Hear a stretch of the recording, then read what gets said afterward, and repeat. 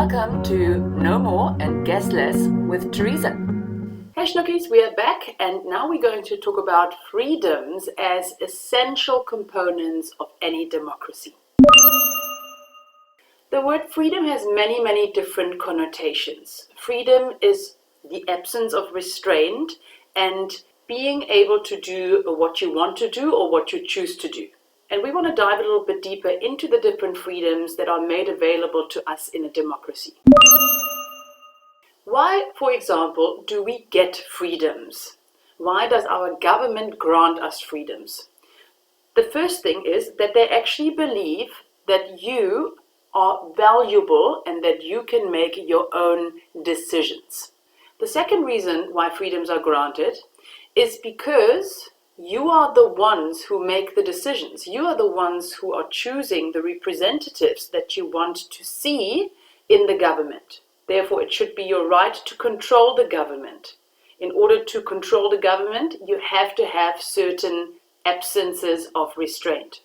The third assumption or the third idea that underlies the granting of individual freedoms is the fact that we see individuals, we see people as having natural rights. For example, the natural right to communicate, the natural right to meet up, the natural right to voice their opinion, and of course the natural right not to be harmed. And it's because of these basic liberal ideas that are associated with the Western democracy that we are granted things like freedom of speech, freedom of information, freedom of the press, freedom of assembly, freedom of association, as well as freedom of religion. Liberty is a word that often pops up in the realm of freedoms, and actually liberty and freedom are usually used interchangeably in layman's terms. However, we need to make a little bit of a distinction here. Liberty refers to social freedom, that means freedom from restraint by the action of other people. Okay. It does not refer to freedom to choose, which the word freedom does. And yes, choice is a human faculty. It is something that only humans have. We can choose what we want to eat. We can choose which partner we want to be with. We can choose which politician we want to represent us. Now, it sounds so lovely. Freedom of restraint, freedom to choose. Unfortunately, no society can guarantee absolute freedom. For example, freedom of assembly is a given unless the assembly is turning into violent assaults. Freedom of speech is a given, but as soon as your speech incites violence or hatred, you are forbidden to practice this particular freedom. And of course, the reason why absolute freedom cannot be given is that some people would maybe take advantage of that. Another super interesting topic is whether or not we have freedom of thought and discussion. I'm sure if I asked you right now whether you think you have freedom of thought, you would probably say, yes, of course, Teresa. What are you talking about? But there have been many studies that talk about the underlying power relationships in the world, that talk about powerful individuals, organizations, governments having somewhat of a subliminal influence on our thoughts. And even though we think we have choice and free thought, we are somewhat caged in within the context that we grew up in, within the context of our government, within the context of our organizations that are serving us. So a thought is not as idiosyncratic as you wish it to be. A thought is popping up because you have been conditioned by your social circumstances and by the different persuasive messages floating around out there to think in a certain way.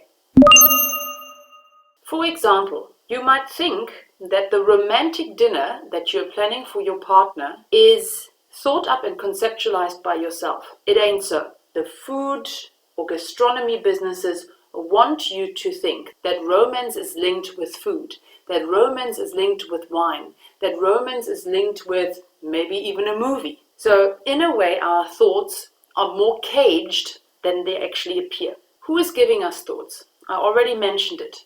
organizations have become very powerful because they're using mass media to advertise and to spread persuasive messages. They might not have an influence on us right away, but over time, the thoughts, the consumption thoughts, are accumulating. The mass media in general definitely control our thoughts a lot, not just in terms of the news content that they're giving us. Coming back to the romantic comedies, even my idea of romance has been shaped by romantic comedies. My idea of a best friend and what a best friend should do has been shaped by romantic comedies. Best friends in romantic comedies are always super fun and super quick and always have fantastic one-liners, even though they can't really get their life on track. Okay, so this is an idea that is not derived from my own personality and who I am. This is an idea that has been shaped over the last 40 years by the media messages that I have been confronted with. The philosopher Mills also talks a little bit about this caging of ideas. And he says that the caging of thoughts, or some sort of restraint on thoughts and discussion, is a huge threat to our identity. So freedom of discussion should enable us to recognize our differences without victimizing the person that we are interacting with. If you think about scenarios where there were conflicting interests between you and others, I don't know if you gave the other party the platform to discuss their views as much as you gave yourself that platform. And this is a very worrying development, according to Mills. Mills also recognizes that there is something like a public sentiment. And as soon as we are expressing something that goes against the public sentiment, very often we are looked at weirdly. And because of that reaction, because of this actually really bad reaction, there will be something that he calls intellectual stagnation, because nobody wants to think outside the box anymore. Because every time you think outside of the box, you are being vilified, you are being looked at, you are being pronounced weird. I remember with Trump, in the first few months of his term, a lot of people who voted for him wouldn't say that they voted for him because they knew that the acceptance level from the public would be very low. So they rather stayed quiet about it. I mean, that's the beauty about secret ballot. You don't have to be publicly accountable for your vote. But now, finally, which is actually a good development, finally people are being able to express the fact that they actually quite like Trump. I am not part of these people, but I respect their right to actually discuss their preferences and their support of Trump. Mills also says that it's a natural inclination of us to impose our own opinions on others, which of course is another huge threat to the freedom of thought and discussion.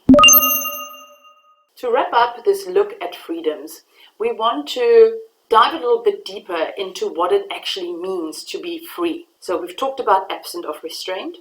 We talked about choices. But the critic of the definition of freedom would actually say, yes, freedom is the absence of restraint. Freedom is choice. But there needs to be an ability to seek choices, to seek truth. Yeah? So just the absence of something doesn't make you able to engage in something. And the phrase that is used in order to illustrate what I mean is the phrase of life chances. These are opportunities that are granted to individuals. And life chances, your life chances, are usually a function of your possibilities of choice and your ligatures. Ligatures are basically just the kind of context that you are born into. So think about this scenario. Somebody who has been born into an impoverished community in Malaysia. Let's say you are a girl, which actually makes things even worse in terms of the living of freedom. So already your ligatures limit you in your life chances. Because you're in Malaysia and because you are in an impoverished community, your choices will also be very limited because advertisers probably won't put up a billboard in your area, and because the government that is ruling Malaysia probably has no way to get into contact with you, or you have no way to get into contact with them. So what are your choices? there aren't any. You don't have the possibility of choices. So the word freedom holds so much promise, it holds so much power, but we also have to still see whether people are able to practice their freedom. You need to equip a person with opportunities to make choices. You need to equip them with the knowledge of their freedoms. A lot of people are not aware that they can assemble. A lot of people are not aware that they should be able to voice their opinion. If we don't understand what the word freedom means, it is completely superfluous for us to stipulate it in any kind of constitution and for us to talk about it in such a romanticized and idealistic way. I'll see you in the next one when we discuss equalities. I hope you enjoyed it, Schnookies. Until next time, bye!